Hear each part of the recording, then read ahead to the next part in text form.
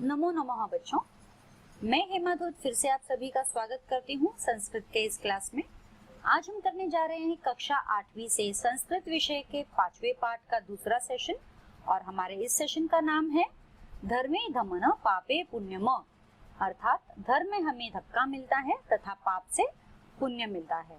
तो इस पाठ में हमने पिछले सेशन में देखा था कि किस तरह से शिकारी जंगल में जाल बिछाकर और पशु पक्षी और मृग आदि को पकड़कर अपनी जीविका निर्वाह करता है। तो एक दिन ऐसा ही हुआ, उस शिकारी ने जंगल में जाल बिछा दिया और वह घर आ गया। जब दूसरे दिन वह देखने गया कि उसके जाल में कौन से पशु पक्षी फंस चुके हैं, तो वह देखकर एकदम ही अचंभित हो गया कि वहां पर तो पशु पक्षी नहीं बल्कि एक शेर फंस चुका है।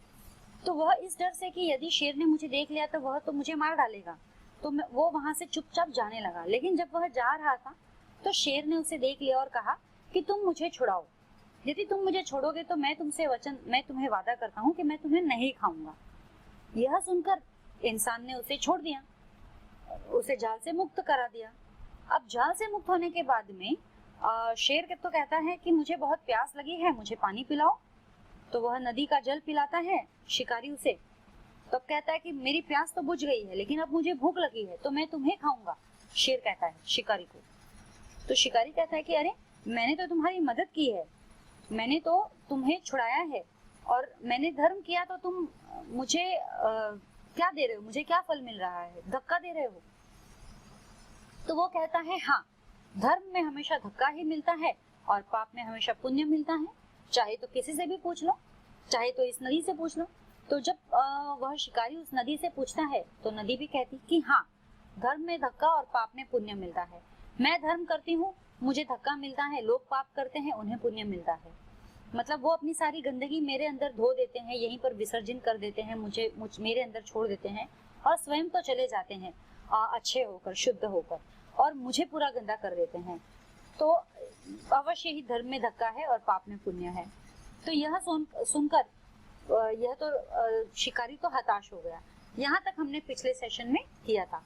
अब हम यहाँ से आगे बढ़ेंगे। चंचल वृक्षमः उपगम्य अपृच्छतः। तब वह चंचल शिकारी जो है वह वृक्ष के पास जाकर पूछने लगा। उपगम्य, वृक्षम यानी वृक्ष, उपगम्य यानी पास, उसके पास, अपृच्छतः पूछने लगा।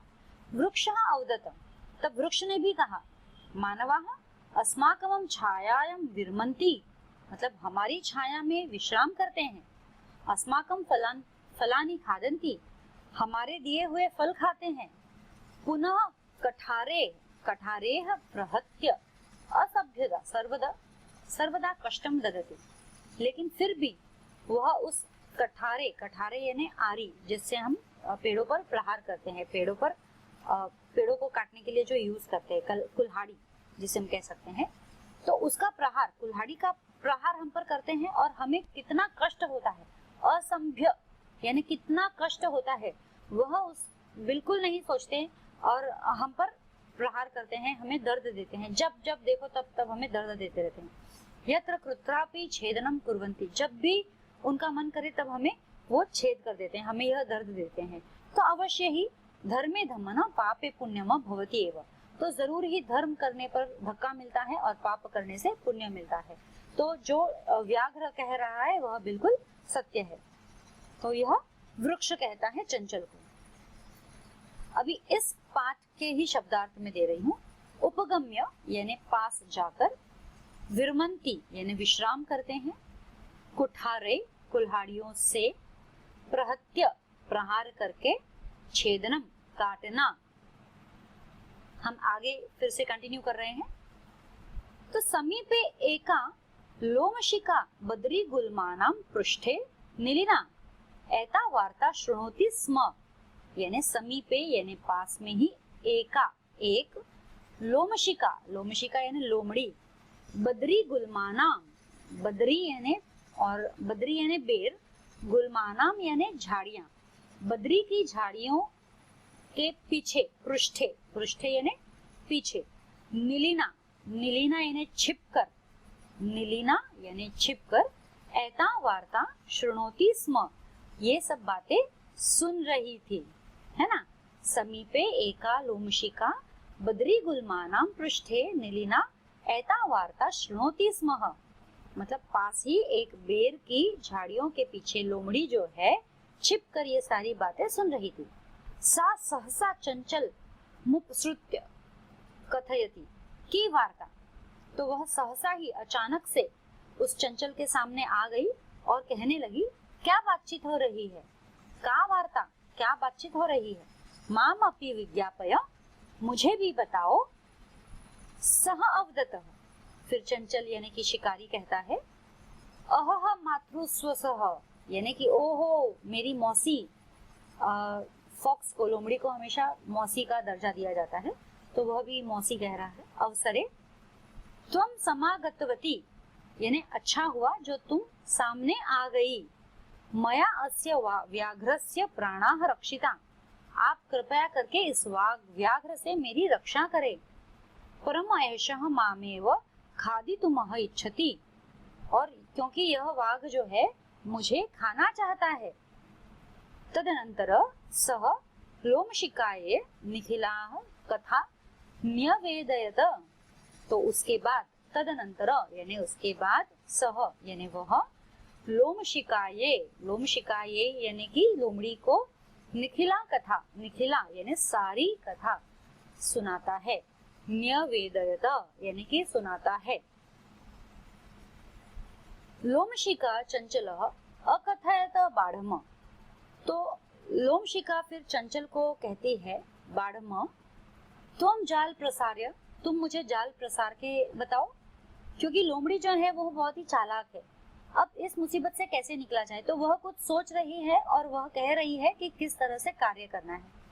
तो वो ऐसा प्रतीत करती है मानो उसे कुछ समझ में नहीं आ रहा है, और वो कहती है कि तुम क्या बोल रहे हो, मेरे कुछ समझ में नहीं आ रहा है, तो एक काम करो, तुम मुझे जाल पहले बिछा के दिखाओ कि कैसा था पहले, तुम मुझे जाल बिछा कर दिखाओ।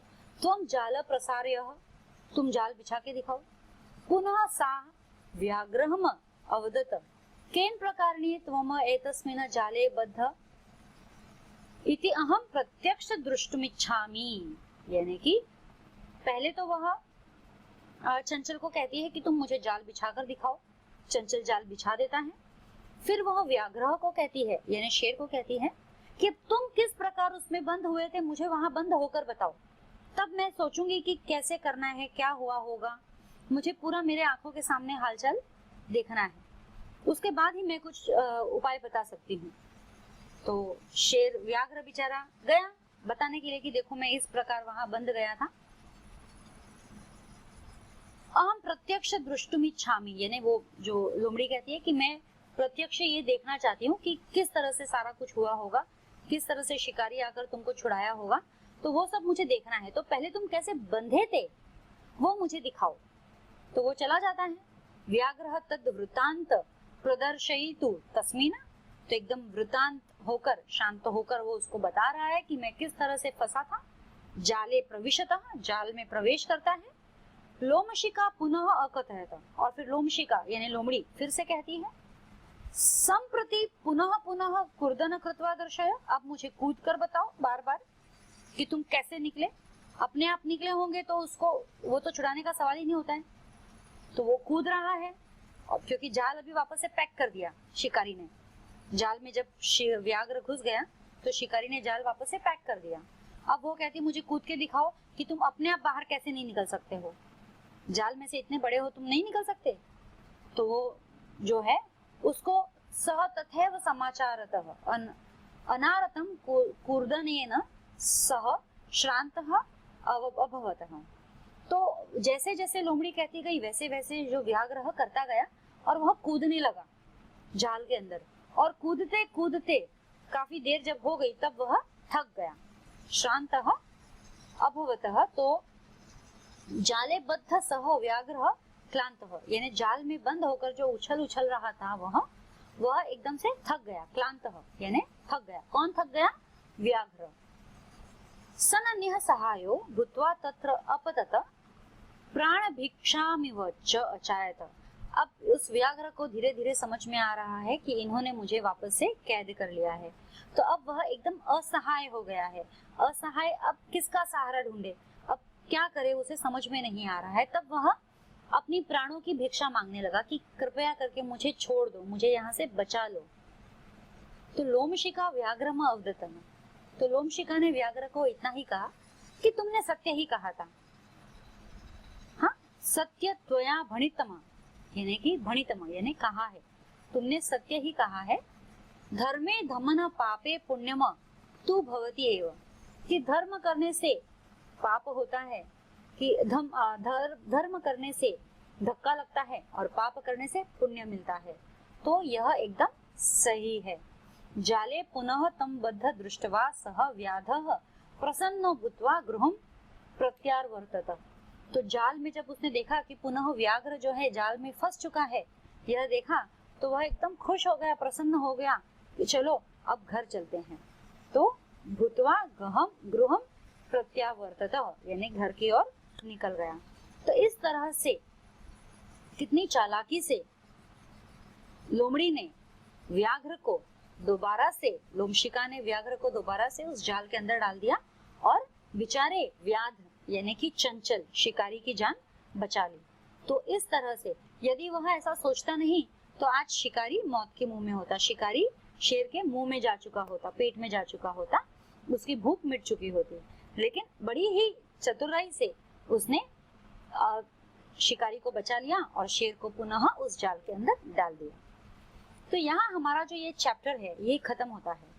अब हम आगे इसके शब्दार्थ, पहले जो यहाँ तक जो पैसेज है उसके शब्दार्थ करेंगे और उसके बाद में दोबारा से पूरे चैप्टर के शब्दार्थ हम एक बार दोहराएंगे।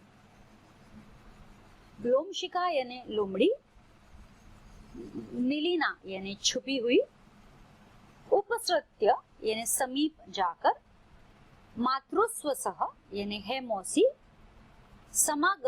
समागतवती पधारी आई, निखिलाम संपूर्ण यानी पूरी, बाढ़म ठीक है अच्छा,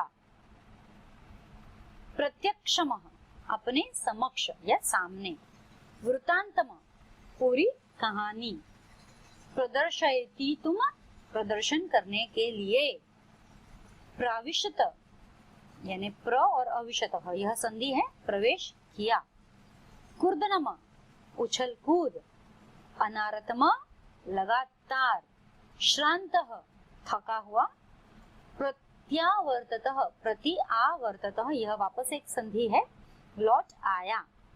तो यहाँ तक हमारे जो अभी हमने चैप्टर पढ़ा है वहां तक के समानार्थी शब्द है, शब्दार्थ है। अब हम जो है दोबारा से पूरे पाठ के समानार्थी शब्द करके एक बार फिर से अच्छी तरह से समझ लेंगे। शब्दार्थ जो है मैं दोहरा रही हूँ, आप मेरे साथ साथ बोल सकते हैं या उच्चारण कर सकते हैं इनका। धमनमा धौंकना या धक्का, क्रूरतापूर्ण कार्य, व्याध यानी शिकारी बहेलिया, स्वीयाम यानी स्वयं की, दुर्भाग्यत यानी दुर्भाग्य से, बद्ध बंधा हुआ, पलायनम पलायन करना भाग जाना, न्यवेदयत निवेदन किया यह भी संधि वाला शब्द है, मोचयिष्यसि मुक्त करोगे छुड़ाओगे, निर्सार्यत निह प्लस असार्यत निकाला, क्लांतः थका हुआ, पिपासुः प्यासा, शमय शांत करो या मिटाओ, बुभुक्षितः भूखा, भणितम कहा, प्रक्षालयन्ति धोते हैं, विसृज्य छोड़कर, निवर्तन्ते चले जाते हैं लौटते हैं, उपगम्य पास जाकर, विरमन्ति विश्राम करके, कुठारे कुल्हाड़ियों से, प्रहत्या प्रहार करके, छेदनम काटना, लोमशिका यानी लोमड़ी, निलिना छिपी हुई, उपसृत्य समीप जाकर, मातृस्वशः हे मौसी, समागतवती पधारी आई, निखिलाम संपूर्ण पूरी, बाढ़म ठीक है अच्छा, प्रत्यक्षम अपने समक्ष सामने, वृतांतम पूरी कहानी, प्रदर्शयितुम प्रदर्शयितुम प्रदर्शन के लिए, प्रविशत यह भी एक संधि वाला शब्द है, प्रवेश किया, कूर्दनमः उछल कूद, अनारतम लगातार, श्रांतः थका हुआ, प्रत्यावर्ततः यानी लौट आया। So what did we learn today? बच्चों आज हमने क्या सीखा? आज हमने एक अधूरी कहानी को पूरा किया है, जिसमें एक यही दर्शाया जाता है कि चालाकी से हम किसी भी मुसीबत से बाहर आ सकते हैं। और हमने शब्दार्थों को दोबारा से पूरे पाठ का जो पहले सेशन में आए हैं, इस सेशन में आए हैं, दोहराया है। और इसके साथ ही हमारा आज का ये सेशन समाप्त होता है। फिर मिलेंगे अगले सेशन में, तब तक के लिए धन्यवाद।